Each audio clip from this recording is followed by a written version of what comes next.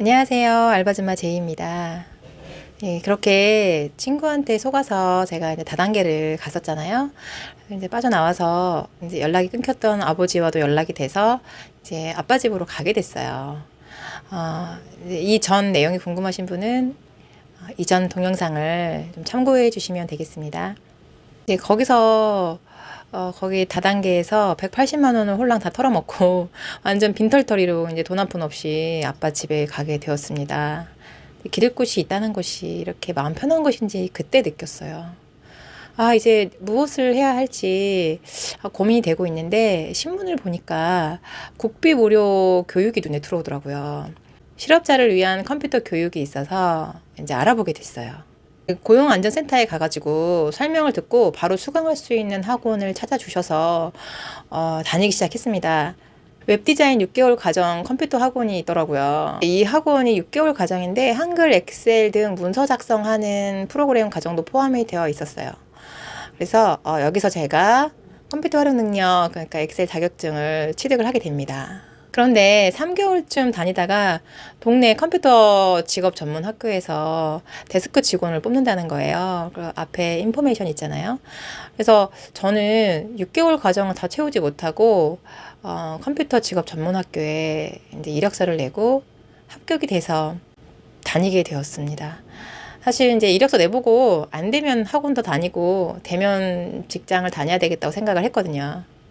근데 사실 아무도 눈치 주는 사람은 없는데 3개월 동안 일 안 하고 학원만 다니기가 또 제 나이가 21살인데 용돈을 받아갖고 생활하기가 제가 좀 많이 불편했었어요.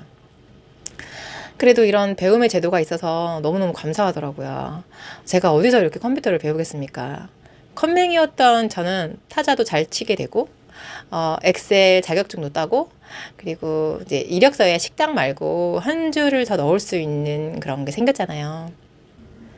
지금도 내일 배움 카드라는 제도가 있고 직장인, 무직자, 실업자를 위한 교육이 다양한 과목으로 나라에서 지원을 해주고 있습니다. 아시는 분들은 아실 거예요. 저도 피부 국가 자격증반 국비 무료 반 강의를 몇 년 했었는데요.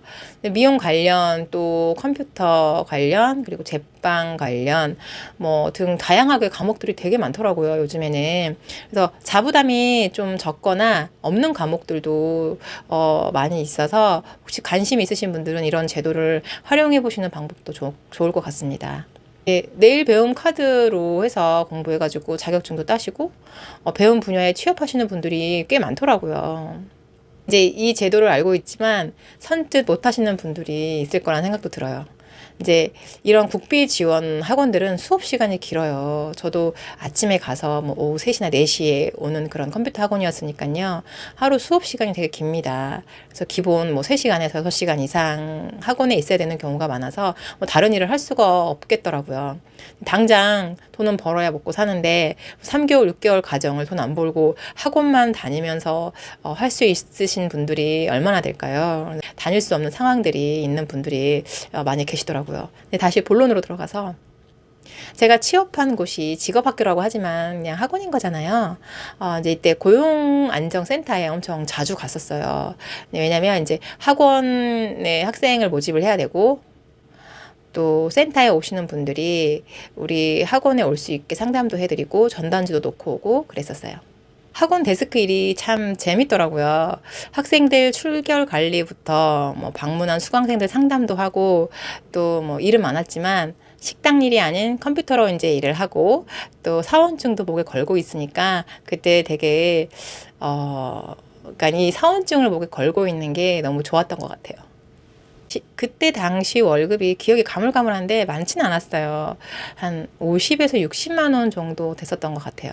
지금 현재 2024년 학원 데스크 그리고 이제 학원 행정직 급여를 좀 알아보니까요. 뭐 어학원이나 논술, 뭐 수학 학원은 특성상 오후 1시나 2시부터 출근하는 데가 되게 많았고요. 대부분 8시간에서 9시간 근무를 하더라고요. 근데 여기 같은 경우는 초대조월 이상이면서 월급이 210만 원이네요. 주 6일 근무예요. 그리고 다른 학원도 비슷해요. 220만 원에서 많게는 250만 원까지인데 여기도 대졸 이상이고 또 8시간 근무에 이렇게 주네요. 어학원인데 230만 원에서 250만 원 정도 주고 8시간. 2시부터 출근해서 밤 10시에 끝나는 업무이네요. 컴퓨터 학원 쪽을 좀 보면요. 컴퓨터 학원은 오전 출근이 많습니다. 그래서 여기는 220만 원에서 240만 원 정도 주고 9시간에서 10시간 근무인데, 제가 이렇게 적어 놓은 이유는 점심시간을 포함하냐 안 하냐에 따라서 또 달라져서 제가 점심시간을 포함을 시켰을 때 10시간 근무가 되는 거예요. 다른 컴퓨터 학원은요, 연봉 2,500만 원이라고 해놨어요. 제가 이제 계산을 해보니까 월 208만 원 정도 되더라고요. 8시간 정도 근무를 합니다. 그리고 이제 좀 많이 주는 것도 있었어요. 시간을 보니까 12시간 이상 근무라고 되어 있습니다. 연봉이 3,300만 원에서 3,600만 원인데 약 275만 원에서 300만 원 정도 돼요. 근데 12시간에서 13시간 정도 근무를 해야 되는 그런 상황입니다. 그렇습니다. 한두 곳 빼고는 모두 초대절 이상이어야 되고, 문서 작성은 기본으로 해야 되고, 성실하고 수강생 관리도 해야 되다 보니까 꼼꼼해야 하고, 어학원의 경우는 언어도 잘해야 되더라고요. 근데 이제 급여가 조건에 비해서 그렇게 많은 것 같진 않아요. 제가 일을 해보니까요, 학원 데스크 행정 업무가 일이 굉장히 많아요. 일반 사무직 플러스 학생 상담, 학생 관리, 강사분들 관리까지, 그리고 학원 비품 관리, 학생 모집 일까지 일이 엄청나게 많습니다. 기본 최저 시급보다 조금 더 많은? 근데 이것도 모르죠. 새 전인지 새 후인지. 아무튼 210만 원에서 많게는 250까지 주는 걸로 되어 있네요. 예. 근데 보통 중간 220 정도 잡으면 될 것 같아요. 인포메이션 업무가. 여러분들 의견은 어떠신가요? 예. 인건비는 늘 예민한 주제인 것 같습니다. 사장님들은 인건비가 많이 나가서 힘들고, 또 직원들은 노동에 비해 급여가 적은 것 같고, 참 힘든 부분입니다. 그나저나 그 후에 저는요, 제 진짜 직업을 찾았습니다.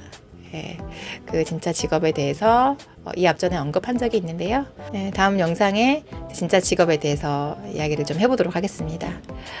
예, 오늘도 시청해주셔서 감사합니다. 환절기 감기 조심하세요. 좋아요, 구독 부탁드립니다.